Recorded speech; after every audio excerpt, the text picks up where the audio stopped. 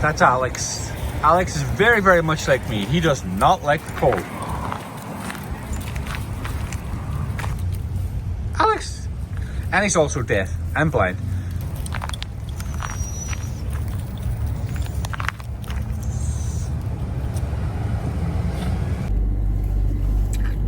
Even the gum I have in my car is frozen solid. Nice, so my car was started by the remote control. I was literally just about to say I gotta get to the vets. Maybe a vet would be better for me, but heading off to the dentist. Gotta be there by 8 o'clock. I suppose I should put my seatbelt on and be compliant with all laws.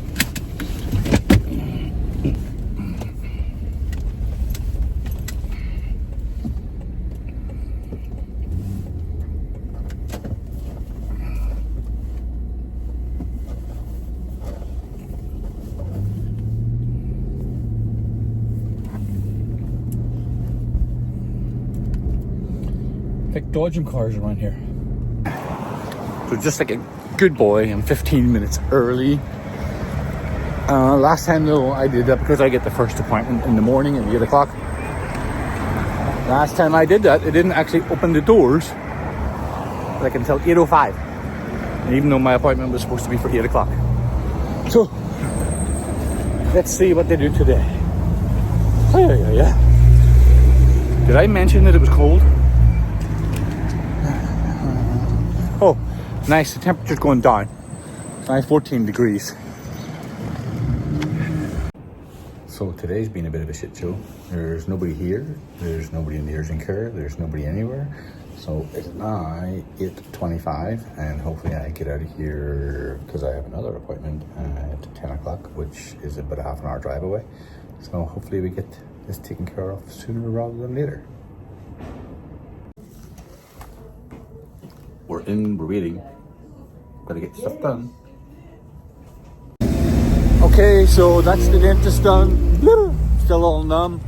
Now I gotta get my ass over to Braintree and get that meeting done. We just got our agenda posted and it seems like our big boss is gonna be coming today. So, gonna meet the big boss. Let's get into my car. It's warmed up a little bit, I think. What time? What do we got? 21? Woohoo! Almost time for shorts. Okay, I got to Braintree. I feel like I look like a turtle. I feel like I have a beak, just the way my face is shaped. I'm not sure what comes up on video, but that's what it feels like to me. It feels like I've got a beak. Anyway, I'm at Braintree. I'm at the big office. HR is here, so maybe I'll get fired. No clue really what to expect today. Nobody's giving any information about anything. I hope they have a coffee place in here because I would really like a cup of coffee, because I only had half a cup of coffee this morning because I was going to the dentist. But anyway, let me get my buttocks into this building and see what the rest of the day brings me in the building.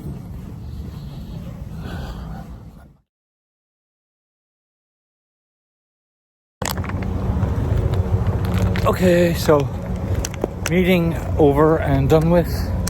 It ran about half an hour late, which is not unusual, but they did provide lunch and breakfast, so we're good. Okay, get into this car and get into the highway before the traffic gets out of hand. All right, I'm in my car. Pretty decent meeting. Didn't get fired, but we'll see what happens. Hopefully I'll get a different position with the company in the near future. Anyway, let's get on the highway. Okay, I'm home. It got me thinking as well a whole lot about the new job, new position, and everything else. Again, in my travels in Guatemala, I found myself in Guatemala telling people that were dreaming about coming to America. I was like, you know what? You might actually have a better life just staying here. You know, don't take that trek across the desert or walk hundreds and millions and thousands of miles and sort of pay coyotes to get you across. I said, if you could get a normal job in your country, in Guatemala per se, you you'd be better off. And I find myself like telling people, don't believe the American dream. And then today, after talking with my big boss and her probably offering me a different position and maybe getting a new job in the company, I just came to realize it's like there's something seriously wrong with the American economy, because like wages are completely and utterly stagnant. Like I'll be honest with you, one of my jobs that I have, I get a paycheck, and I haven't been able to get a pay rise in almost 5 years. And then whenever I was talking with her today, and she was showing me around the company and the possible different positions I was being offered, it was like these jobs are like $42,000 a year, and at $42,000 a year for a 40-hour week, I think the cost of living is beyond that. I was like, it's getting so harder and harder. Like I even see like my own employees, like again, I have multiple businesses, and I hear them talking about, there's none of them have their own house. None of them have, their own apartment even, never mind their own house. They all have to have roommates. They all have to share their housing, and it's because the housing prices here in Boston particularly are ridiculous. Like absolutely, my neighbors, same building I'm in here, I bought my place 25 years ago, so I'm lucky. They pay $5,000 a month rent, and no wonder there's like 5 of them in the one place. It's like, how do you afford that? So why is America getting poorer? And more importantly to me is like, is there anything we can do about it? The reason I got onto this rant actually was because I was reading an article earlier, and it said, I'm skimming through it, and said, oh, most of Americans are $100,000 or more in debt. I was like, that's a bit flippant. That can't, most Americans can't be $100,000 in debt. That's an unreal number. So I started Googleizing and doing the usual, and the number was wrong. I was correct. The number was wrong. The average American is $104,000 in debt. I'm like, what? It's like, how, like you're just supposed to be like in debt your entire life. But I think that is the system that they set up. That is the system that they want. They want to keep everyone poor. Today, the American dream is gone. Wages have not kept up with inflation. The cost of everything, housing, property taxes here, electricity went up by 35% last year. So it's like, and they're planning to put it up 24% more this year. Property taxes are going up crazily. So it's like the result is most people are living paycheck to paycheck, and the wealth gap just keeps growing and growing and growing. And most of the money is going to the top 1 to 2% of people in this country. And again, I had a conversation today with the person about saying, how do we fix this? How do we get better wages? For me, America, I've been living here a long time, and American people are very sheepish. They're like, well, that's what the government says, so that's what we're supposed to do. And I'm like, ooh.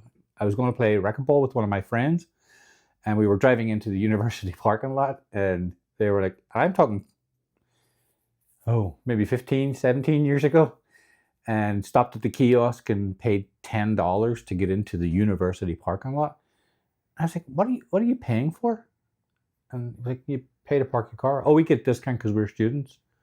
I was like, you get a discount to park your car because you're students? I guess, why isn't it free? And he was like, oh, why would it be free? You have to pay for parking. And that's the mentality I can't understand. I was like, well, why don't you guys all organize together and get free student parking? It's not like the university isn't getting paid enough money or enough government grants to give you guys free parking. There may be the least you could do. But again, he was just like, well, what are you going to do about it? That's just how it is. So I get that Americans are very, well, this is what you're supposed to do, so you do. And I know like in France, they take it a little bit the other way. If they don't like anything at all, they shut the country down and burn everything down. maybe there should be a little bit somewhere in the middle here. Digressing, I think there's a movement right now in the American people to kind of waking up a little bit, not in the woke sense of the world, but they realize they're being screwed. And I think with this new administration and with the way things are going, it's like, yeah, good on Elon Musk is discovering all this fraud. Zero fraud.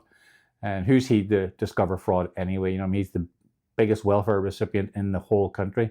He gets like $8 million a day from government subsidies and handouts and all the rest of it. And then he's talking about waste, fraud, and abuse. He's the one that's the waste, fraud, and abuse. Anyway, we'll get over that. The system is designed to keep you in debt. Interest rates go up, wages stay low, and before you know it, you're trapped in that cycle. So basically, the top people, the financial institutions, they're making billions and billions and billions of dollars from the American people. And the American people are just struggling. It's crazy when you're seeing it. Like, even at myself, I go grocery shopping and I'm like, you come out with like 2 little bags and you're like, what did I just spend $100 on these 2 little bags? I remember you used to be able to go grocery shopping and get a whole cartload of stuff for, $100. And you'd have to load the whole back of your car up and everything else. But again, am I that old? It's like, oh, I remember. No, this was like 3 years ago.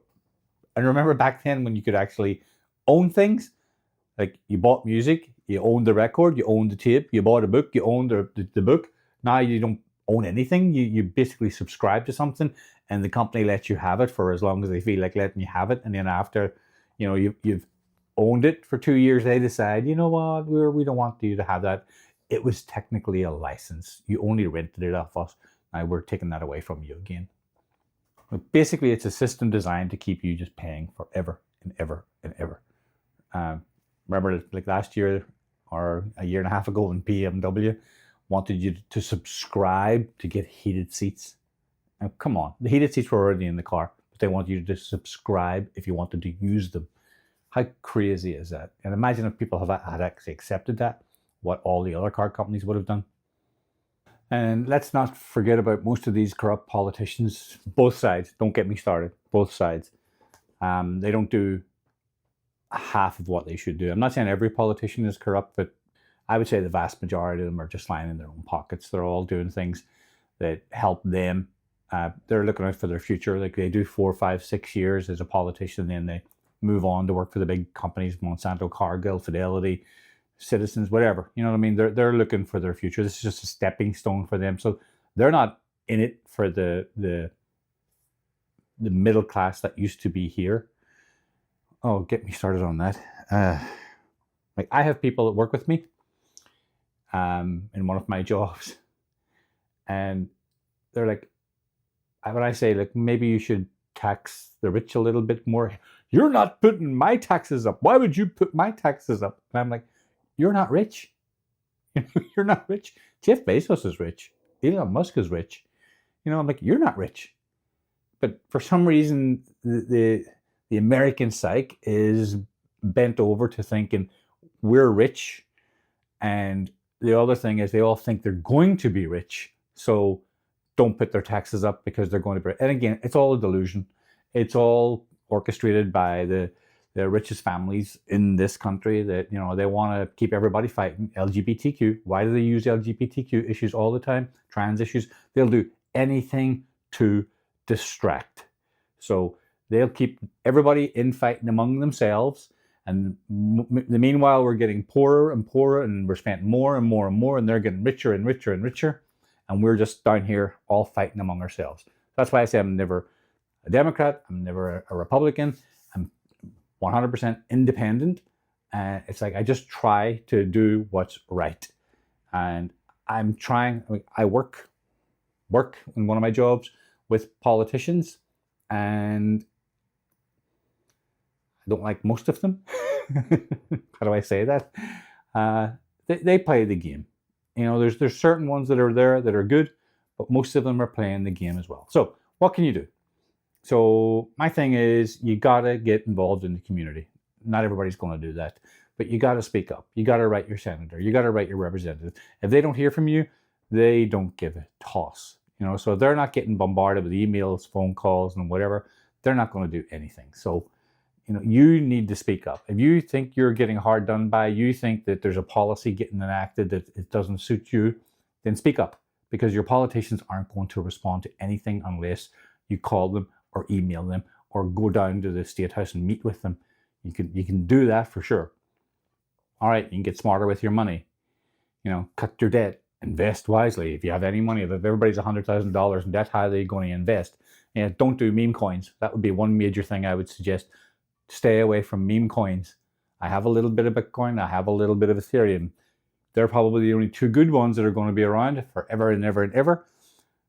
Stay away from the meme coins. They're just out to trick you and get you to lose your money. Find ways of increasing your income. Doing YouTube, not monetized yet. I'm hoping if I put out 3,450,000 million videos, eventually there'll be enough content out there that there might be. I know there's other ways of doing YouTube, and there's ways you can just monetize right off the bat without even having enough subscribers or whatever. You can sell your courses, you can sell your merch, all that kind of stuff. I don't have time for all that. So if AdSense works out, again, I know I'm a slave to YouTube right now. I know I'm bearing all the cost, and I'm working technically for Google. So I know that, but I thoroughly enjoy doing these, so it doesn't feel like I'm a slave to them. Will it stop at some point? Maybe, who knows? And if I do get monetized eventually, that would be a little bit of gravy. I actually like making the videos as a video diary for myself. And again, I apologize if you've made it this far in the video. This morning's video I lost completely. I had like 2 5 or 6 minute clips each, and when I uploaded them, they are completely corrupt and they wouldn't upload to my computer. So anyway, that's getting off it. Most importantly, speak up. Speak up. The more people that get involved, the more people that work for their community, the more people that actually contact senators and representatives and do the talking at them, they can't ignore you. So if there's community meetings or whatever else, go to them. So on a final note, America is still one of the richest countries in the world. In fact, I think it's the richest country in the world. So why are so many people struggling? It's not by accident. The system is designed, it's rigged that way. It's rigged against the lower class system that we have here in America. So it doesn't mean we have to accept it. Get involved, speak up, go to your community groups, lobby your senators, your representatives. Let them know you're not happy, because we're not happy. And that goes for Democrats too. Just because you think you live in a blue state or a red state and you think your senator, your representative is doing all they can for you, it doesn't matter. If they're doing something that you don't like, then speak up. And don't forget, comment below how you feel about the economy right now, because I know not everybody's hunky-dory and happy about it. Good night.